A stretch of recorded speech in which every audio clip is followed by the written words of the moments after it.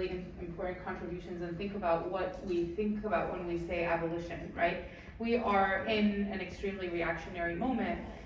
We are in a fascist moment. We are in a moment where I think the left is constantly surprised at how few people are ready for revolt, despite, the extremely dire conditions that we're in that keep becoming more and more dire every day. And I think this question of, the way that I think about abolition is as a liberatory horizon. And for a great discussion of this, I actually recommend my co-author, Emmy O'Brien's book, Family Abolition, has a great discussion of how to think about abolition. Why call it family abolition when that phrase sends people running, and they're like, why would you call it that? And I think her discussion is around the idea of abolition as a radical liberatory horizon. And I think that for us, in a reactionary moment where we are not close to very many material wins, I think that we as a left have to do two things that seem contradictory and that we're quite bad at doing, which is to hold, right, that we might fight for material improvements in the here and now under a system that is frankly horrifying, that does not represent our ideals, that doesn't represent our highest aspirations, and those material wins, right, don't represent full liberation, right? And that we can look past those at a liberatory horizon that is much further down the line, right, that is full liberation. And the reason to keep doing that, right, is that otherwise we fall into a liberal tendency, which is to mistake the temporary wins for liberation and to, after a win, sit down and quit, right? Or to be like, okay, we are bought off now. But the reality is that, so I think we actually have both tasks, right? It's both holding the revolutionary horizon, right, in our gaze, in order to say okay, we won, universal pre-K, incredible. That is a material win that is going to improve working class lives. And I don't know how to be a part of a left that doesn't sign up for that, right? That doesn't take up any opportunity to improve people's material lives, right? But the reason to also hold the abolitionist stance, right, as a revolutionary horizon is to say, and that's not enough. What's next? What is going to take us even further down the liberatory potential? So actually for me, these are not two things to reconcile. They're two things to hold at once. And I think that actually we need to be doing that across the left and across our movements and across our issues, right? Is to be able to hold the nuance of saying we live in an imperfect society. Not imperfect is like understandable here. We live in a shitty, horrible ass, no good society.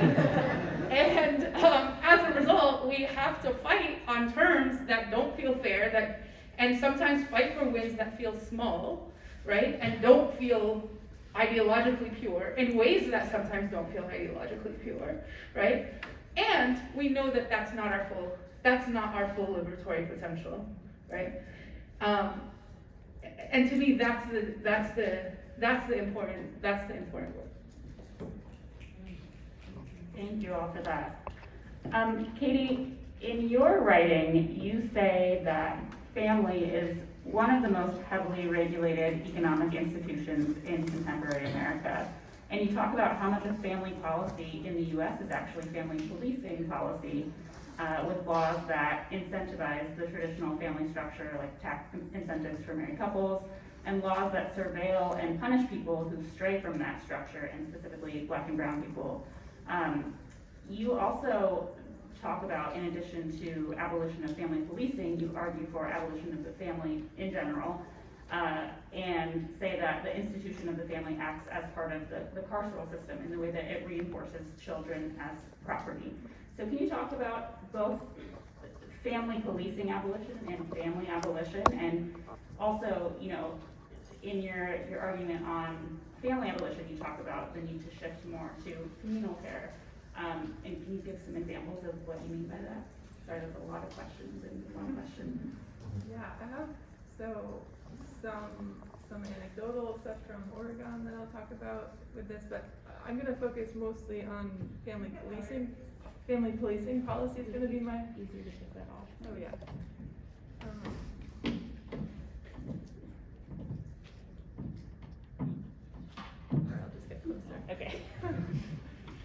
So I'm going to focus on family policing policy because kids and their rights have been what I've focused on for the last 10 years in my work. But that's just to say that there are a lot of ways, as Olivia mentioned, that the family itself has to be continually regulated in our country through various mechanisms to keep itself together as the unit that it is, the socially organizing unit that it is. But so in this country that we have that assumes that the family is and should be the fundamental organizing unit for society, something that we all have in common because it's supposedly for the common good, children whose parents are unable to provide either housing, food, or safety are treated as if they have committed a crime. So kids themselves are treated as if they have committed a crime if they're not born into a family that can support them. That's just an astounding fact.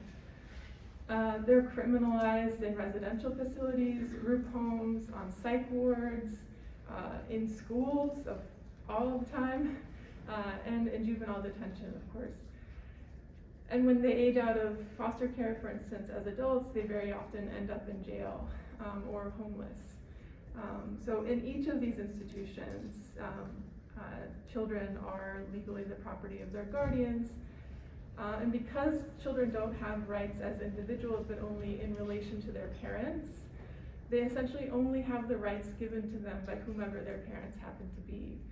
So if you are born into a home headed by a Christian fundamentalist tyrant, for instance, you have the rights that that Christian fundamentalist tyrant gives you. If you think about that on the scale of all the children who are going to become wards of the state under the fundamentalist tyrant that we have now, just consider what that means for those children. And at any given time, there are 450,000 children in the US who are in foster care. That might seem like a small number, but think about all the families that are connected to that child and separated, all the family members that are connected. So if you are born into a home, moving beyond children's rights, we have to pay attention, I think, more broadly to the ways that the state codifies our rights to things like housing. So with kids, we see it very starkly how their role as kind of how their parents' role as guardian tethers them or doesn't tether them to certain rights. There are other ways that things like housing and protection from harm are codified in law in terms of familial relationships, whether those are relationships of marriage, custody, or other kinds of kinship. So these are the ways that the state has historically denied women and children rights, and by saying they essentially have to prove right relationship to a father or a parent in order to receive benefits or services and be protected from harm. So basically, I think we need to do that kind of an analysis of policies, existing policies, and say, like, how are these policies tethering us to relationships that we may or may not want to, in the long term, be connected to, or have someone else be forced to be connected to. So that's kind of how I think about it. But thank you. Sorry, can I just make a teacher intervention? If there are a few folks in the back and there are some seats that are open, if folks are willing and able to scoot over or point out seats that are next to you so that we can accommodate more folks, I feel like, teacher/organizer moment. Appreciate that. And appreciate that this room is so full. Thank you. Everything for everyone. Everything for everyone. People are waving if there's seats by them. Yeah, and then just like the follow-up question about communal care and some examples of communal care. Yeah, so for this question, I did some research about Oregon, since that's the context that Olivia's working in. And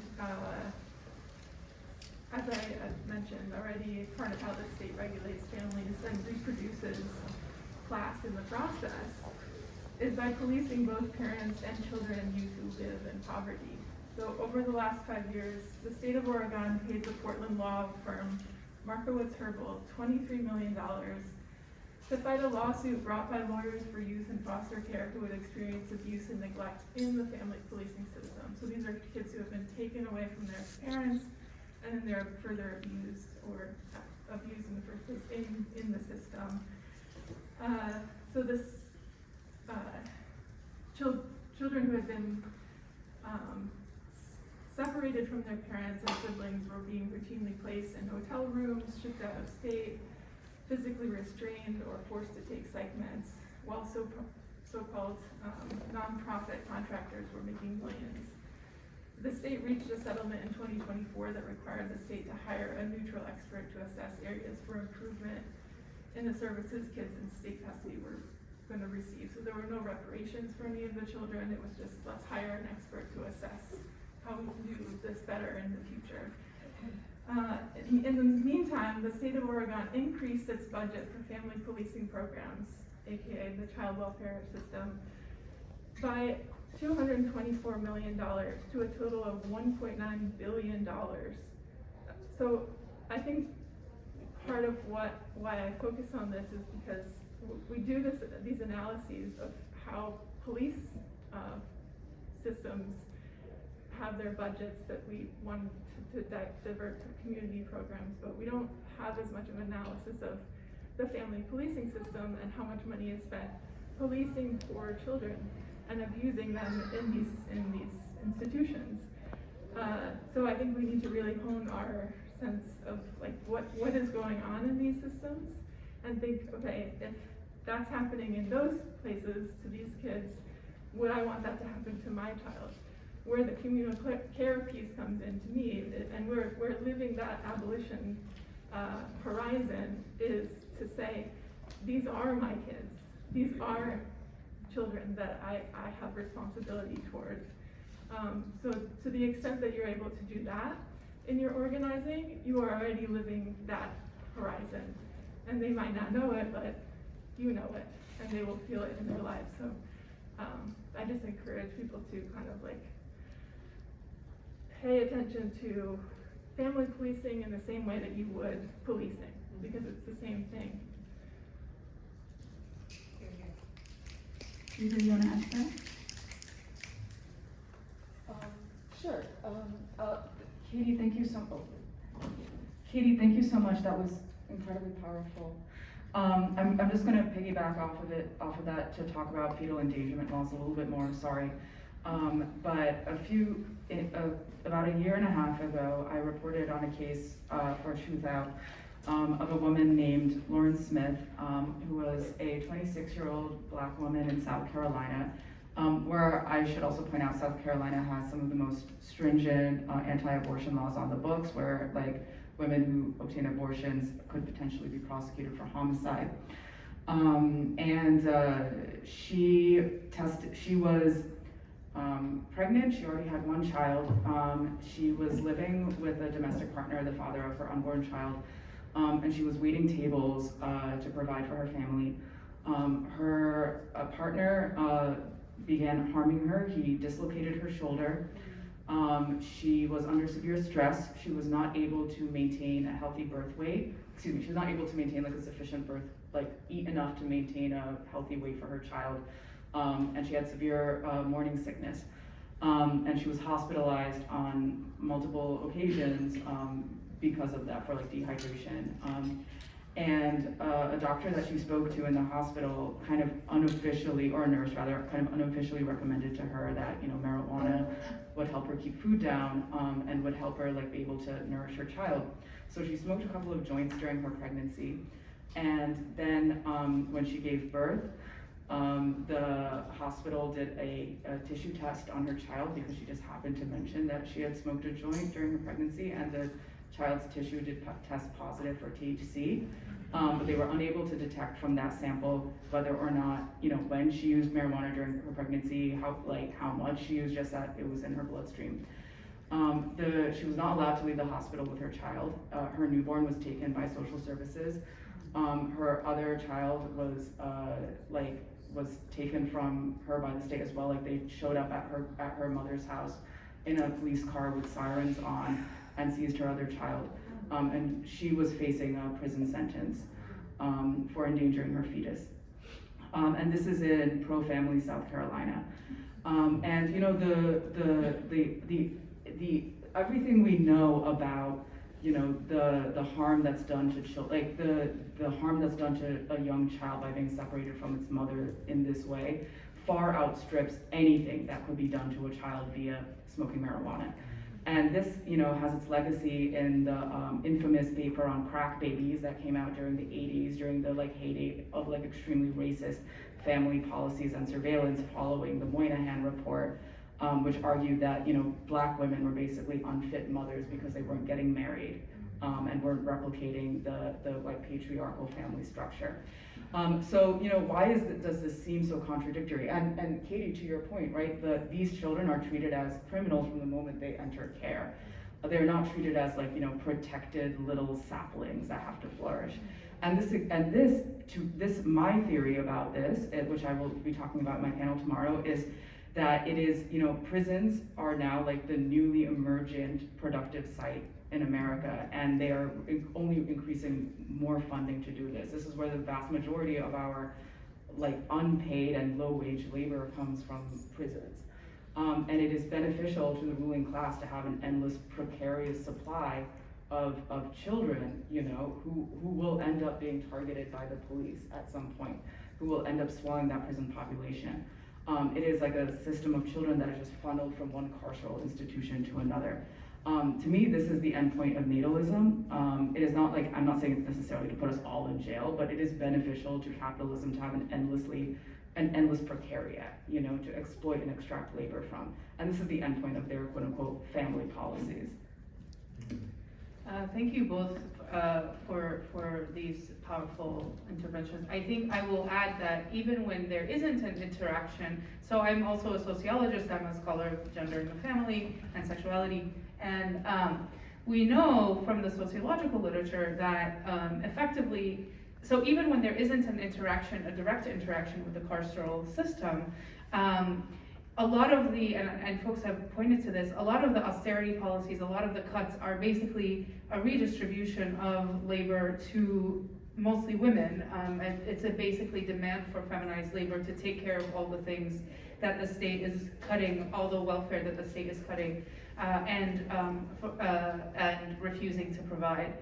So even a mainstream sociologist, Jess Calarco, who is at UCLA, is, you know, I wouldn't say she's a leftist, but she, you know, she says, well, other countries have welfare states and the U.S. has women, right? And she like has a viral meme, and really we can see just in extremely quantifiable ways the ways that even this big horrible bill that just passed, right, will have direct effect on women's labor. So women are also this sort of permanent precariat that are being asked to do all of the work that the state is refusing to do, while maintaining, you know, employment, etc. And so we see the harm that these policies have. And so to kind of return to some of the opening question of how do we frame this, and I think that I think we really need to take back. I'm ambivalent about whether we use the F word or not,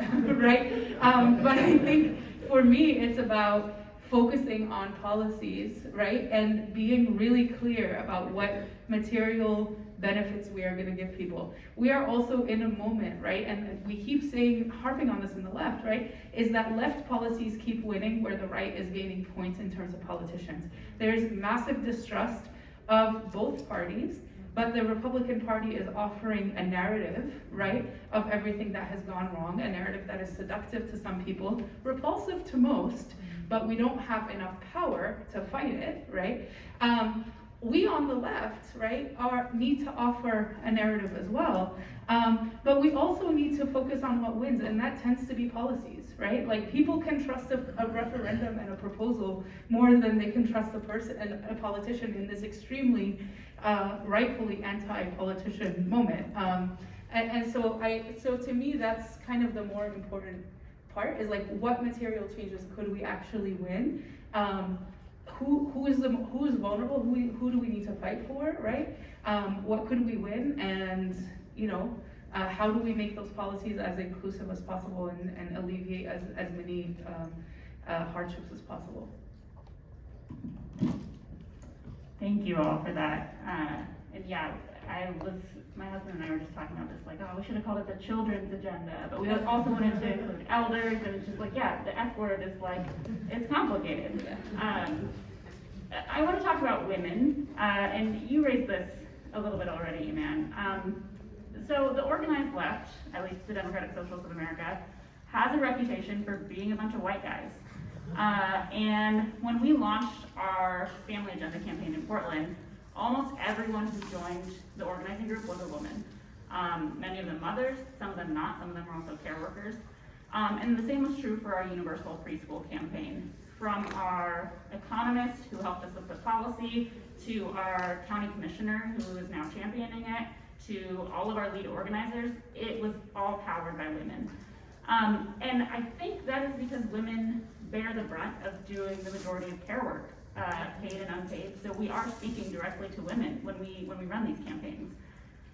And that's like good and bad. It's kind of problematic. So how do we push these kinds of campaigns forward and draw more women into left organizing without falling into the trap of reinforcing gendered care work? And I guess I also want to combine that with another question, which is just from my own personal experience growing up in rural Ohio, and also now as a new mom. You know, I see the way that so many women and so many new mothers are getting like sucked into conservatism as a way to sort of opt out of capitalism, because it's fucking hard to live under capitalism. And you know, we see this like wellness to MAHA to MAGA pipeline. I see it playing out in real time with people that I went to school with. And I see it happening not only with white women, but with black women, with Arab women. And I know that I read your piece about trad wives, which was great. And it's really concerning to see women that I grew up with like buying into this fully. So how do we like disrupt that pipeline and bring some of these women and mothers into our movement, again, without reinforcing the gendered aspect of care work?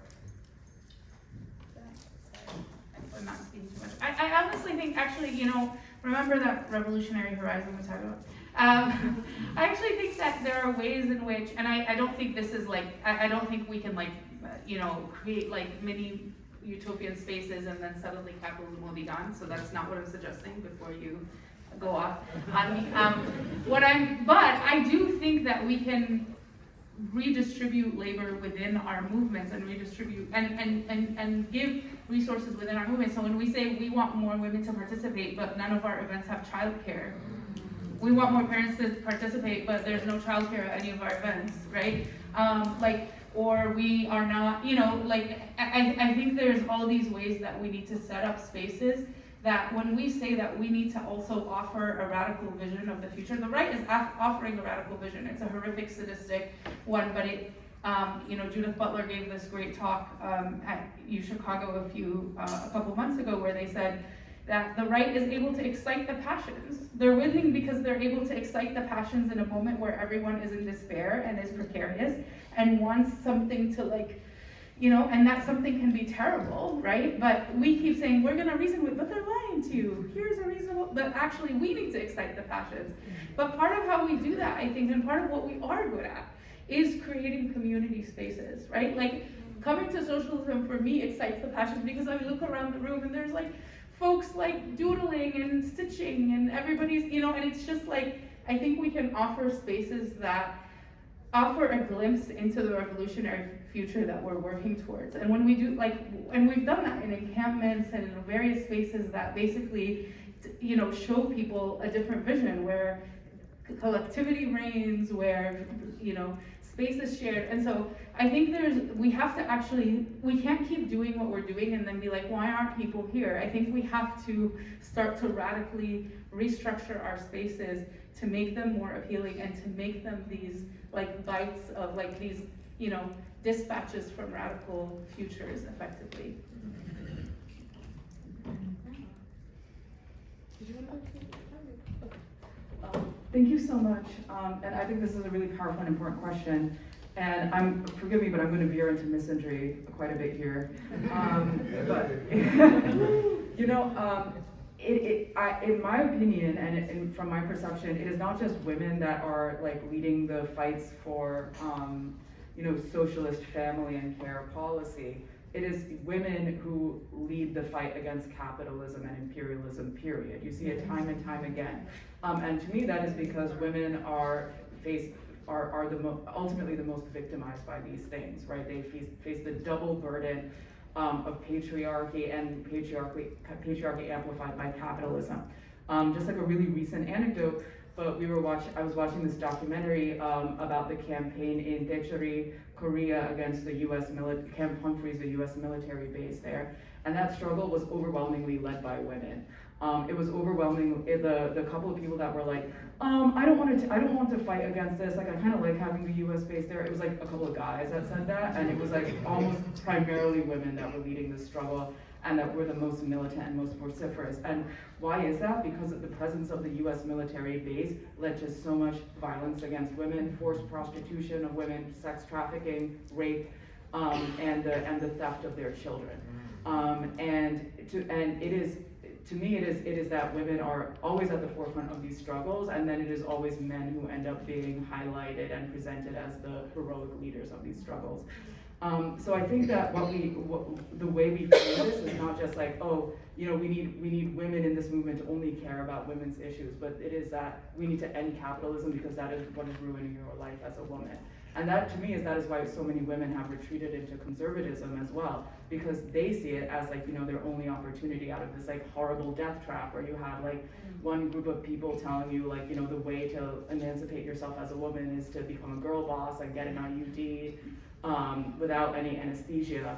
And the other side is saying like, marry, get married and have children. And what we have to say is like there is a way out of this for all of you. And even if you watch like the trad wife spectacle, like I do this a lot, right? Like even if you look at it from their point of view, like these women are miserable. None of them are happy with their lives. I like just watched the like Ruby Franke documentary last night because I was bored. And because also I'm fascinated by this new natalism and this new like promotion of like Mormon lifestyles as like, wow, something so fascinating, we should do this. And the reason that these women always end up abusing their children so violently is because it is impossible to do this, to pop out 8 children and take care of them without replicating the violence that is being forced on you, So I think that, so basically I think what we have to recognize is that the violence and the precarity that women experience is because of capitalism. It's not just about like we need free childcare. It is about like gentrification harms women primarily first. So yeah, thank you.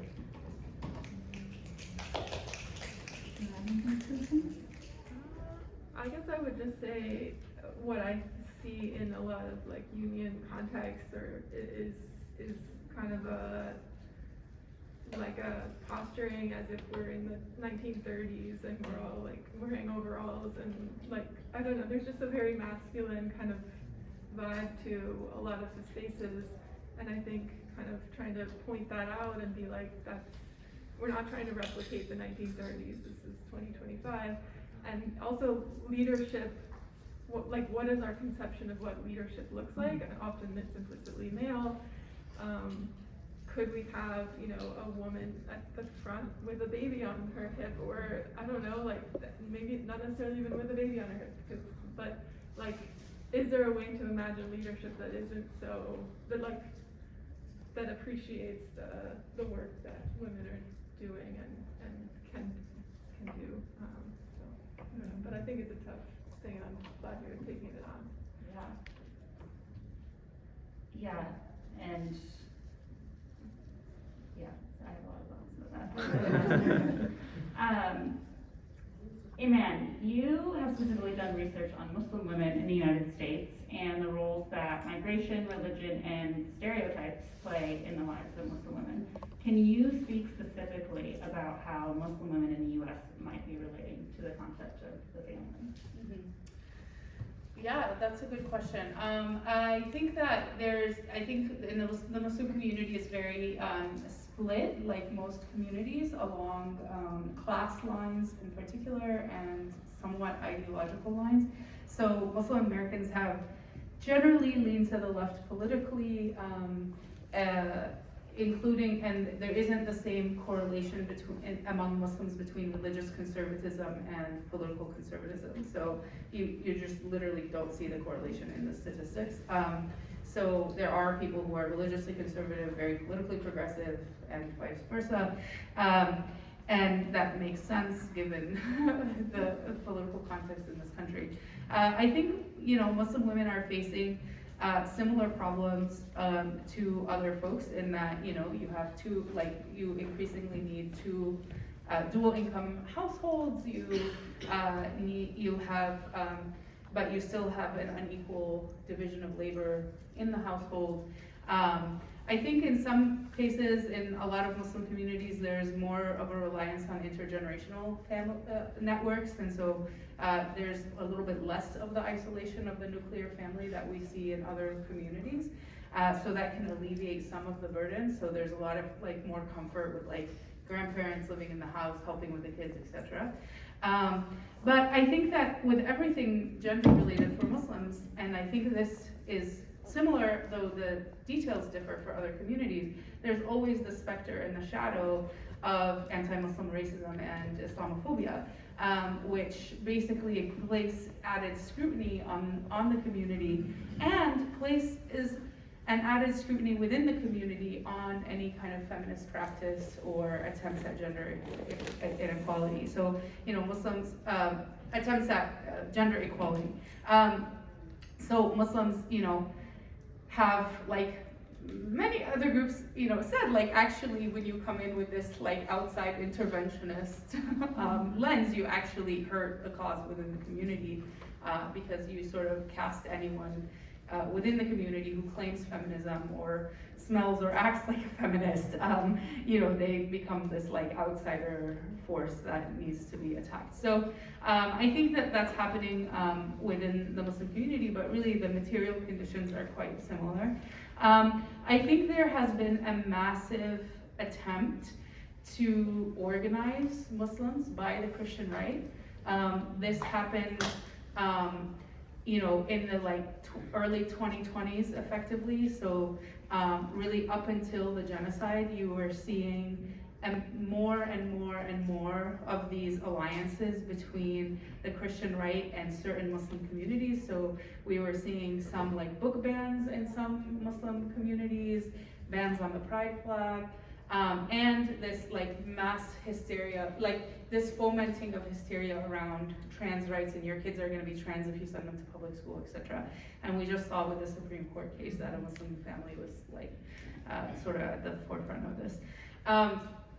And so what's interesting here is that, and there was massive pushback also within the Muslim community. So we were seeing, summer of 2023, we were seeing this massive debate within American Muslim communities about, how do we relate to this push by the Christian right? We don't want to empower the Christian right. You have people saying, we're not trying, since when do we try to legislate, even if you do believe these things are haram and whatever, since when do we try to legislate stuff like this? We're not out here trying to ban alcohol or pork, for example,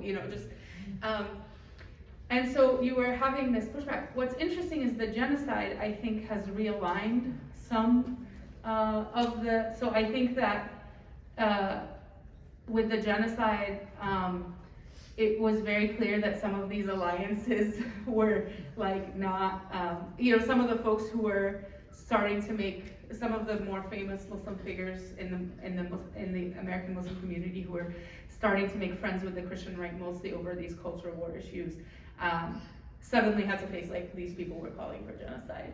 And so then you had some severing of the ties. And I think we're gonna continue to see waves, right? I think so far as the Christian right is up for killing, mass killing of Muslims, that's gonna sever. But I think that in these quieter moments, the Christian right is gonna continue to organize the Muslim community and try to push them. And it can be effective, especially with more recent folks. And so it's still not the majority opinion. The survey data, people remain progressive even on social issues among Muslim Americans. on queer rights, trans rights, that like the majority opinion among Muslim Americans is progressive and permissive, but there is a loud minority. So I think that the left really needs to pay attention to these spaces. Of course, the liberals were like, we can take this community for granted because they'll never move to the right, they'll never go to Trump. So let's literally do a whole genocide and assume they'll still vote for us. Yeah. But I think the left needs to, but I also think the left there are very strong leftist Muslim words. This question is for all of you. Can you give some examples of ways that you have seen success in terms of the left advocating for families or for children or for elders or care workers in a way that you think we should be doing more of, like a concrete example?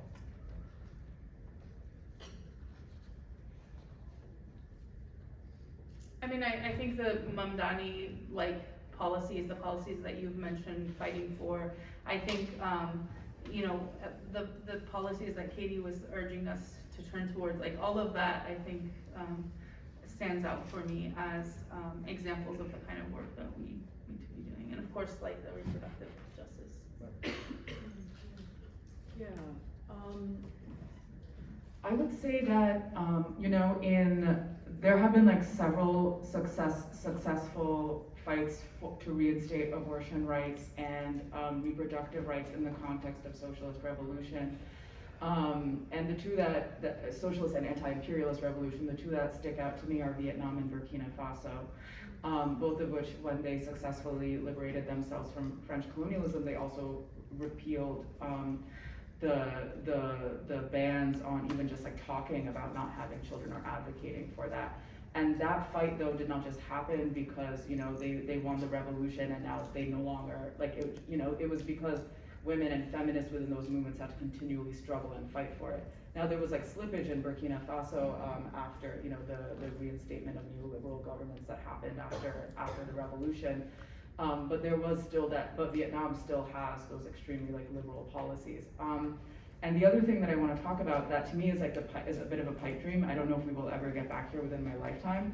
But in Telangana, in India, in Hyderabad, in the southern state, during the anti-colonial movement, there was a mass uprising by peasants where they expropriated land from the feudal landlords and they built communes. They abolished caste, they abolished dowry, they abolished forced marriage and arranged marriage.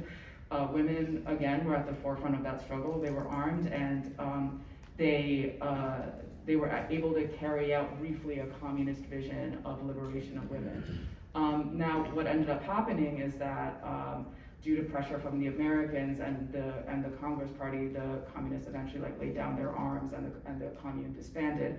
And now what's happening in Telangana is they're manufacturing weapons for Israel in Adani Elbit systems. But to me, this was the most, this was a beautiful moment of possibility. And I hope that one day we too can build a commune and get there. I think, has anyone heard of mandated supporting? Yeah. So if you haven't, I would say kind of try to learn a little bit more about it. It's an alternative to mandated reporting, which is what a lot of social workers, teachers, a lot of people have been essentially weaponized by the state as mandated reporters to report on parents who are, for whatever reason, unable to provide or perceived to be unable to provide adequate care for their children. So instead of supporting parents, we police them and report them to the police. And so mandated supporting is something that's been developed by family policing abolitionists as a way to kind of think about how do you practically not participate in the family policing system? How do you, what are the alternatives when you do come across a case where you think there might be some kind of intervention needed, but you don't want to involve the police? There are people who are thinking about this, and I think they're doing a really good work. So I would say, yeah, that's where I would point people. think we will open it up now for discussion, questions, comments from you all.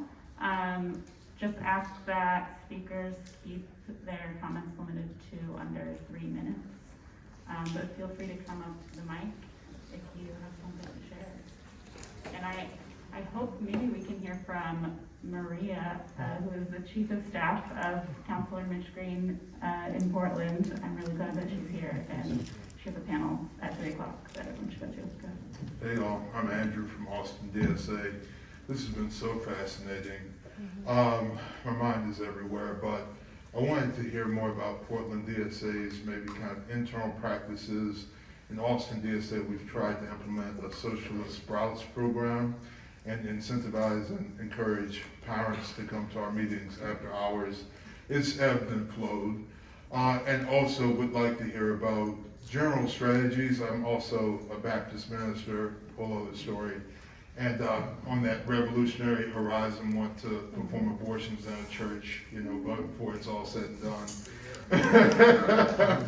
But how has it been organizing, especially with the cadre members of, the Portland City Council or County Commissioners Court, like faith communities, like Christian communities, Islam, how has it been kind of organizing and, providing this vision of families and children and advancing the cause that way?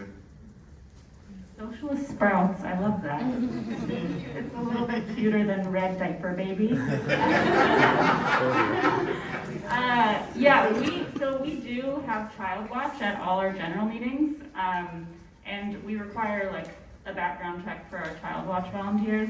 That being said, they're not like super prepared. They had someone drop off a 8-month-old for the first time. That was like the first time they had a baby, and they're like, oh, I guess we said we could do this. And they're parents, so like they know how to take care of a baby, and luckily the baby was like really chill. But I would never, my daughter's 15 months old, I would never drop her off at Child Watch because I know that she would just be insane, and I don't want to do that to someone else.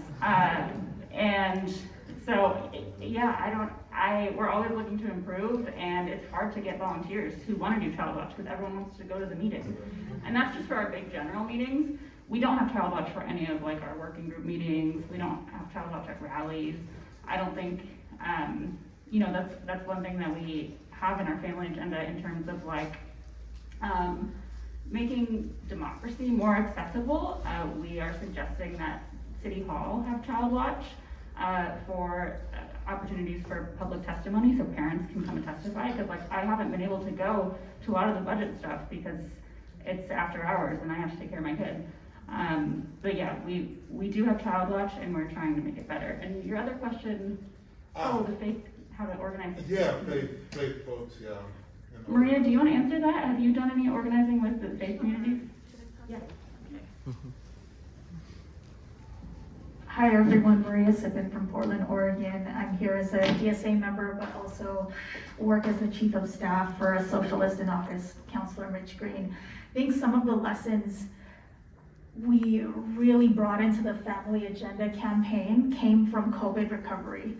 A lot of my comrades, we had roots in COVID recovery work in our community through mutual aid, but also launching our first participatory budgeting effort using federal dollars from ARPA, the American Rescue Plan Act. So after all the COVID money ran out, we realized like, gosh, how do we sustain some of the programs we really care about that were so popular during the COVID pandemic because people desperately needed them.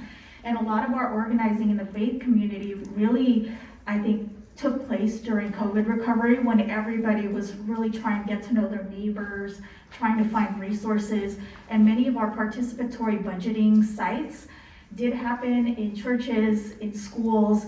And at that point, it was like, it didn't really matter what your political beliefs were. Everybody needed food, housing vouchers, childcare, all kinds of things that neighbors could provide. So I think the COVID aftermath really gave us this opportunity to launch into the Family Agenda because we had gotten to know our neighbors in a way we hadn't before during the pandemic as we were trying to fight, what isolation had done to us, what capitalism had done to us during the pandemic, and how we were desperately looking in all areas of our community, from government assistance to nonprofits to faith communities, on what people could bring to the table. And I feel like we could continue to replicate some of those learnings today, even if I still feel like today it's still the pandemic. But I think in the eyes of the government, that like terminology isn't relevant anymore. Thanks.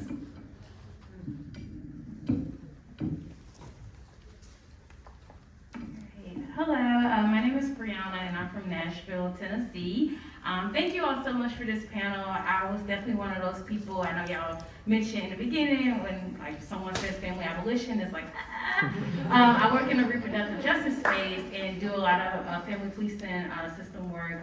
So I'm so glad I came, and I just took a lot from it. So just wanted to start off with that. So my question is around like kind of these, I guess, generational maybe glimpses of this like abolitionist, revolutionary, liberatory horizon. And specifically, I'm thinking about this concept of other mothering from Patricia Hill Collins. And so when I came into Black feminism, that really stayed with me. These kinship networks, and this in particular, developing during chattel slavery. These enslaved Black women, they had children, and they had to rely on these other networks to care for their children, since they, were having to go back to forced labor. And so, as I think about this now, and it like really hit me, I was like, oh yeah, like my mom's best friend, and her child, that was my play cousin, right? Like, we weren't related, but I just am kind of like wondering about these like glimpses, especially when it comes to kinship networks. And do you all see that as like acts of resistance? These families, these communities who have not like ever in a lot of ways fit into this nuclear family model, who have had to like build out these like networks in order to care for each other. And so yeah, how do y'all think about that in relation to this conversation related to family abolition? I mean, to me, that is, I mean, like, I think when we say the family, I think a lot of people think we mean kinship. When we say family abolition, I think a lot of people think we mean kinship abolition, commitment abolition, like care networks abolition. But we actually, and I really, it's hard to talk about this with Sophie Lewis here, because this is really her topic, and you should read her book or all her books. But, what we actually mean is the nuclear family as an economic unit, right? As a unit that manages your material realities in the world, right? The way we live now, who your parents are, who you partner with, how many children you have, and how those children turn out to be, are all economic conditions, right? Like, they determine how much access to food, housing, clothing, education you're gonna have. It determines in many ways, like, mediates your relationship with the state, in some cases with your employer. So when we talk about family abolition, that's what we're talking about. We're talking about the abolition of that economic unit. For me, that liberatory horizon is to say it is a horizon in which kinship and care are, in which all of our material needs are taken care of by the collective, right? And so it doesn't actually matter who you partner with. You can fall in love with anyone, and you don't have to wonder what their salary is on your second date, and whether you're actually you're about to fall in love with someone who has $150,000 in student loan debt, right? That's the creepy fucking reality we live in, right? But imagining a world in which, and I think to speak to your question, Brianna, right? To speak to your question, right? People who have always been disposable to capitalism, who have always been on the margins of capitalism, have always built economic systems and systems of care outside of this. And so actually, you're absolutely right that we are not when we say family abolition, we're not reinventing the wheel, actually. We are in some ways able to say we can fight for family abolition, we can imagine family abolition, because we have seen Black women do it, because we have seen these indigenous communities do it. And that's not to say that those systems were perfect or that they didn't have their own issues, of course, right? But we know that you can provide care outside of this unit. In fact, because of what the people who have been on the periphery of capitalism have always been doing. So I appreciate your question. Anyone else in response to that? Emily, Katie? Okay. I guess I'll just comment like a little bit briefly too, because this also ties to reproductive justice so neatly, right? A charge that we in the abortion rights movement get from the right and also from certain strains of the left is that we want to destroy motherhood, or that we want to alienate women from their bodies. That we want to, that it's this like cabal of dried up liberal coastal elite cat ladies, who want to impose their agenda on the fecundity of prairie wives. And the thing is that like women have always found ways to manage their own reproductive capacity outside of the aegis of the state. In fact, the AMA was the American Medical Association was formed in order to end the practice of midwifery. This is also what has been happening in El Salvador as well. Doesn't get like really weird about it, but the part of the war that the right has waged on indigenous communities in El Salvador has been against midwives and indigenous midwives there, and that is also part of their right-wing pro-natalist agenda. I think there has been a tendency on the left to kind of like, especially like some segments of the anti-imperialist left, to valorize what they see as like the social conservatism of like non-white communities or of the third world. But the fact is that women in all of these places have always found ways, outside of the law or outside of the medical profession, to wrest back control over their bodies and over how they raise their children. And I guess one more small thing I'll bring up is that what things like the Violence Against Women Act did, which in 1993 was Clinton's passage, to supposedly, that was like lobbied for by like mainstream feminist groups to supposedly end, domestic abuse. But what it actually did was funnel money into police departments to police and surveil Black and brown families. And what it also did was criminalize and strip funding for any kind of like feminist organizing and support networks among women that did not first default to calling the police, right? And that is why it is a crime now if you are escaping an abuse situation to like take your children with you. The state has always and the capitalists have always collaborated to keep women from organizing together, and there's a reason that they do that. And just building on the first part of what you said about abortion and reproductive rights, I've actually seen it be a bridge to women who are more like right-wing leaning, like when Ohio, every year they have a new crazy abortion law come up, and some of the women that I know that are there who have had kids, it becomes very like dangerous. If you are pregnant or you want to be pregnant, you think about not being able to have an abortion, not being able to end a pregnancy if you need to, because you could die. And it's so, it was top of mind for me, shit, I have to give birth at this Catholic hospital, and are they gonna let me bleed out if it comes to it? And the answer is yes, they can. And so I've actually seen, abortion rights serve as a bridge to women who do want to be mothers and are sort of steeped in that sort of, more conservative thinking around the family. And I think we shouldn't shy away from that as well. Thank you so much. Hi, I'm Nikki. I organize towards police abolition and disability justice in Minneapolis. What you were saying about that revolutionary horizon while also looking towards the small wins really resonated with me. I'm curious about your collective thoughts on marriage and various fights towards expanding access to marriage and expanding the privileges within marriage. Is this a case where we are elevating one of those aspects of this fucked up structure, or is it and kind of restricting certain powers just to this so-called sacred union, or is this something that we should be focusing on expanding and making more accessible to other people? Good question. sorry, are we like taking like one question at a time? Should we take about? Yeah, do a Is that bunch. better? Yeah, Okay. yeah. Sorry, this is my first socialism conference, so. Go ahead. Oh, so we're We're gonna take like Okay, 3 take a couple, questions. Yeah. okay. My name's Lindsay. I'm from Chicago, and first I just want to say thank you to whoever made it happen, because the only reason I'm here is because of the childcare that's provided. And I was kind of curious. I don't know if can I just see like raise a hand, like who's here because of the childcare, like who's able to be in this conference because of the childcare. So only a few of us. So anyway, so I appreciate that. My question. Just a little background. So I live in Chicago now, but I'm actually from Utah, born and raised Mormon. And so I haven't watched the Frankie documentary yet, but I can imagine.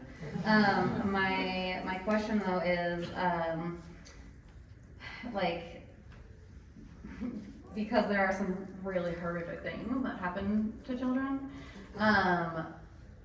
is there a place, and what is the place of, like, welfare, or DCFS, or, not policing, but like, and I've also had, experiences where we've tried to provide the community support. We've tried, mandated supporting, I guess, and weren't able to protect the children in that instance. And then it took, something drastic for someone to go in and actually I know it's hard because like the kids were removed, which obviously isn't ideal, but also they would have been harmed greatly if they had stayed. So then it's like, I don't know, what's the role there? And then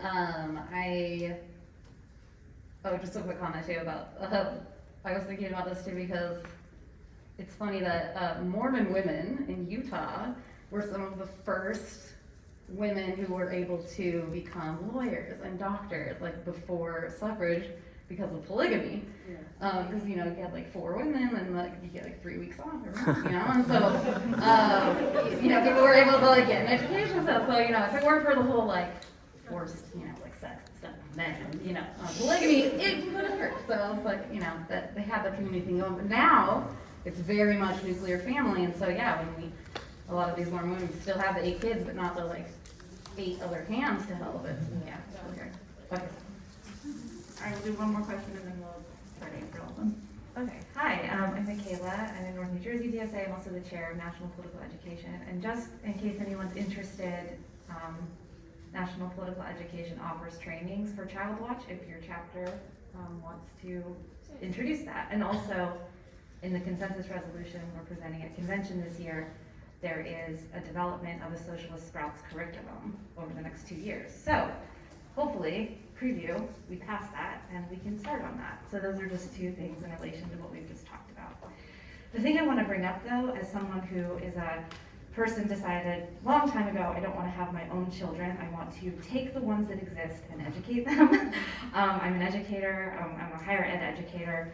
I sort of fell into it in a way that was a little circuitous. I'm not, from a working class background. Parents didn't go to college. So my concept of education has been so forefronted for me as like almost like a second family, given that my interior family didn't put a lot of value on that. The right has successfully, in a lot of ways, been able to pit the family against education, like against universal education, public education, and as you know, unless you've been living under a rock right now, it's kind of a crucial moment in there. So for socialists and for the left, the way in which like family freedom or family liberation kind of butts up against those contradictions in the frame of what happens to the child after or outside of the family, and what kind of like control, surveillance, the various kinds of things that have been discussed here kind of intersect with labor and the labor of the educator, and the ways in which those things are so fraught at the moment, and what kinds of interventions do you all think need to be made or are already being made in the circles that you're in? So we had a question about the institution of marriage. We had a question about is there a role for child welfare, and a question, the last question there. Katie, do you remember? Yeah, I guess I'd start with the last question. I think kind of, I mean, Michaela, you introduced yourself as not a mother essentially, but I would say that you are part of mothering, and I think we need to reframe like the myth. It's a myth that there is one mother to any of us, and we need to kind of scope out the ways that we are mothering and not mothering, and how we support other mothers who already exist and how we acknowledge them. And so I think what's happening on the right is like a complete denial of the fact that care actually already is distributed in a lot of ways, and an attempt to kind of retract that and make it even more of this like fantastical mother figure that we all are supposed to have. So yeah, I would say I encourage people to re-narrate their relationship to motherhood. You don't have to have given birth to be mothering children.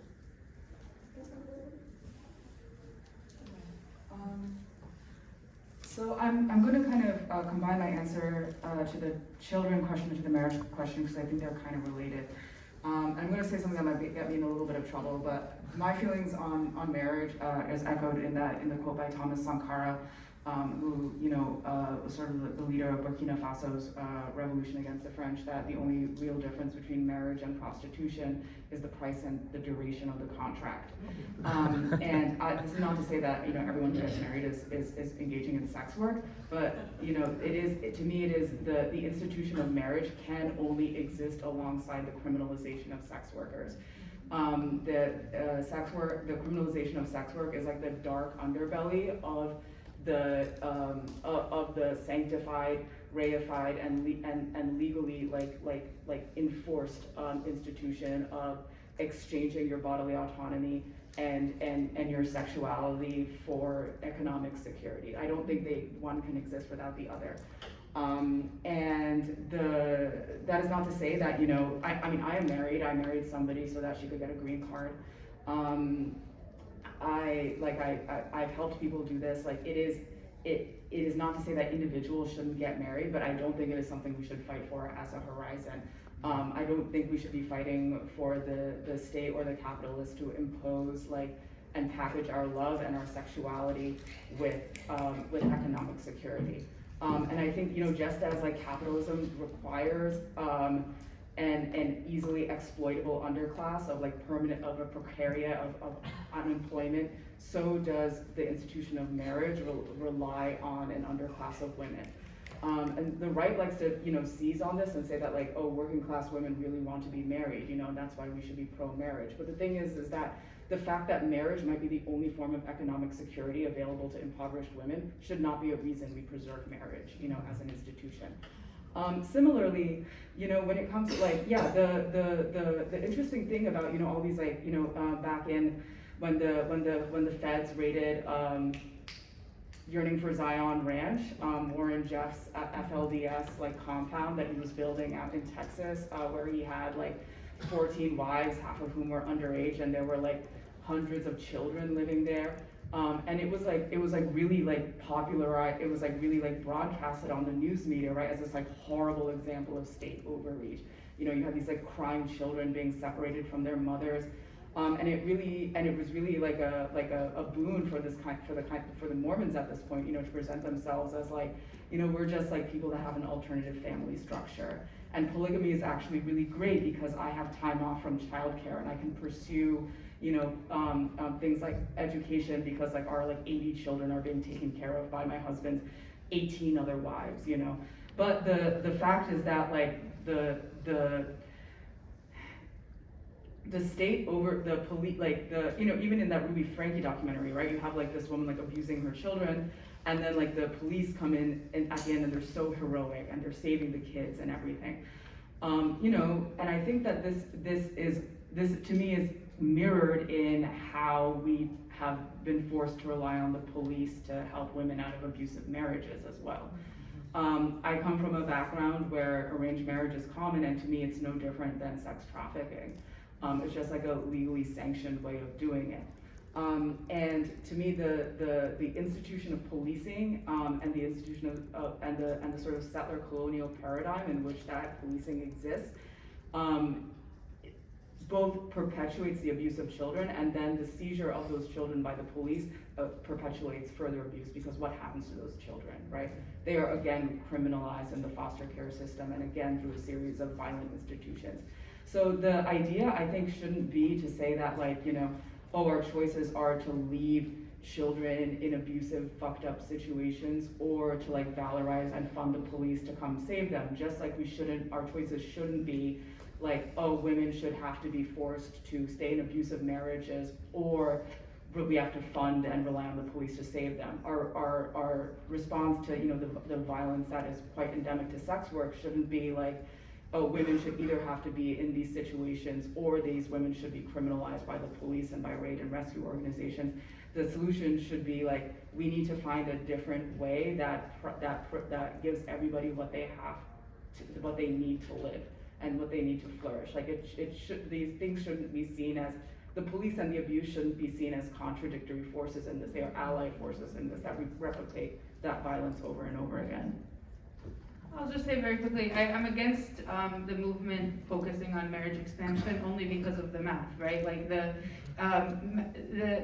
marriage tends to be taken advantage of more by wealthier, it's like very racialized in class, like who gets married and who benefits economically from marriage, right? So I actually think in our movements we should focus on policies that lift up the most vulnerable people. So to me, and that affect as many people as possible. So to me, universal pre-K is a much better policy to fight for than marriage, because universal pre-K is like every child can have access to that. And it doesn't matter what kind of family they're in. So I think that should be a metric for how we pick which things to focus on, is not the trickle down thing of like, fight for the most privileged group within your group, and then eventually somehow it's all gonna come down to the rest of us, but rather from the bottom up.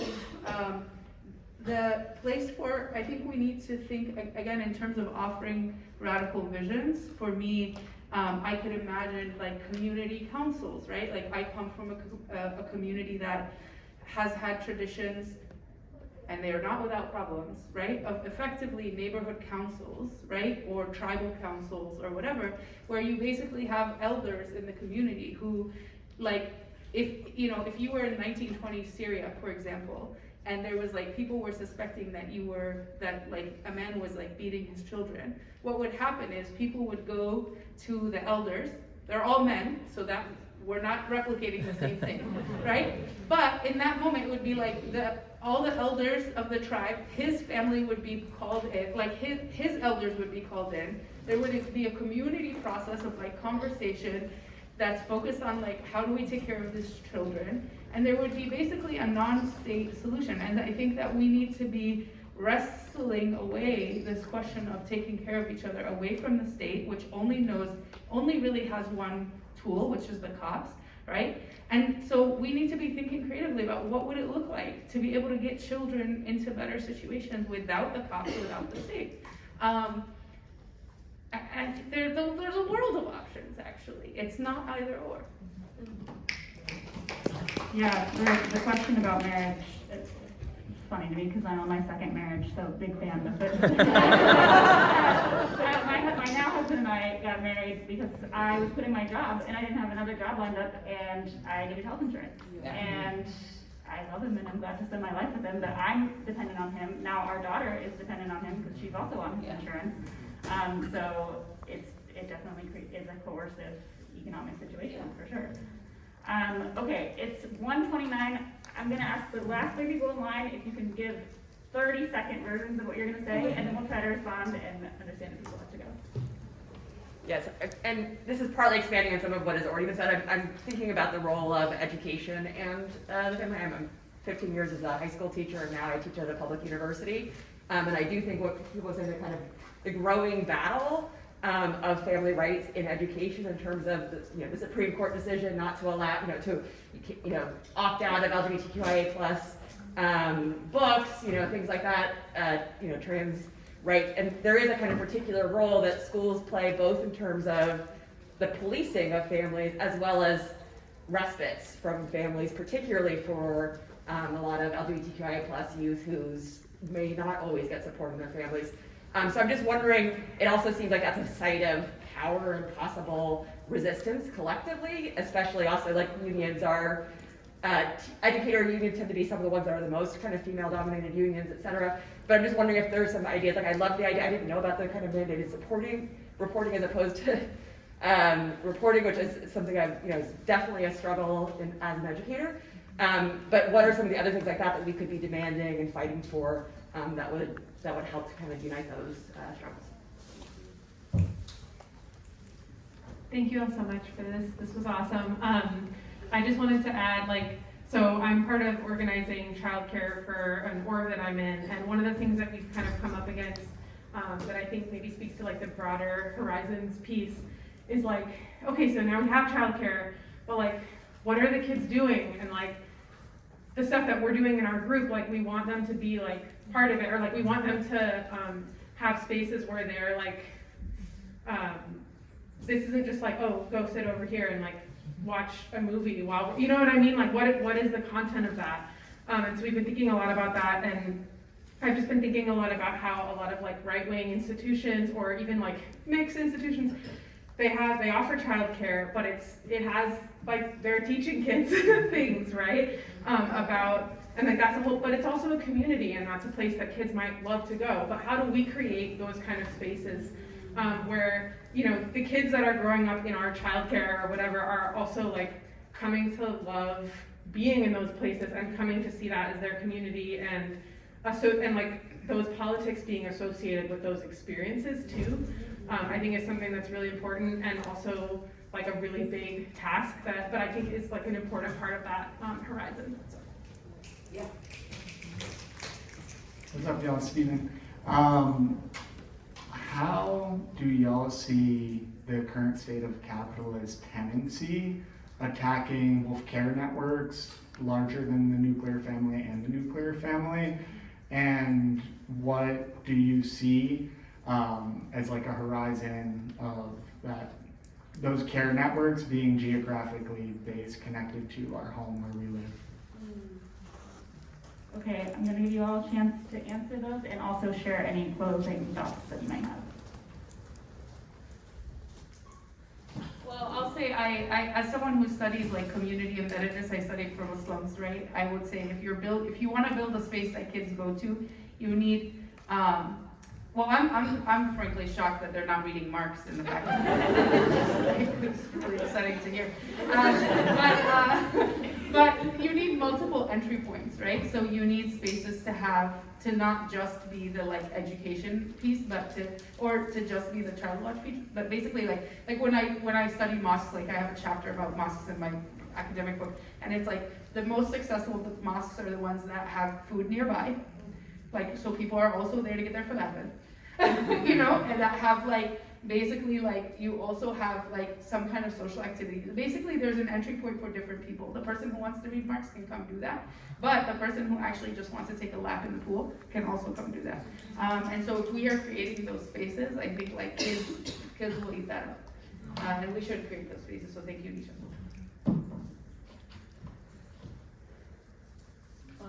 Okay, I feel like I've talked a lot already, so I'll just keep this really quick. I think that the right and certain sections of the left have fought really hard to package austerity alongside the family, or to package policing alongside the family and liberation for women, or to package or the reverse, to try and say we will get, we will give you social services in order to coerce you to have more children. And what we need to do as the left is to recognize that women and children are the most harmed by capitalism, but also women and children are the architects of their fate, and should be given all of the tools that they have to fight back against that. And to me, that is the way we win the working class on the question of the family. It is not about separating children. It is a right that separates children from their families. What we need to do is say that everybody should have the right to cohabitate and love with whom they choose to do so, obviously consensually, and all of that. So yeah, thank you for coming. So yeah, I guess, gosh, trying to summarize, the horizon for me for family abolition is that we all see each other as family as people that we have responsibilities toward and care for. And as we are displaced and move around,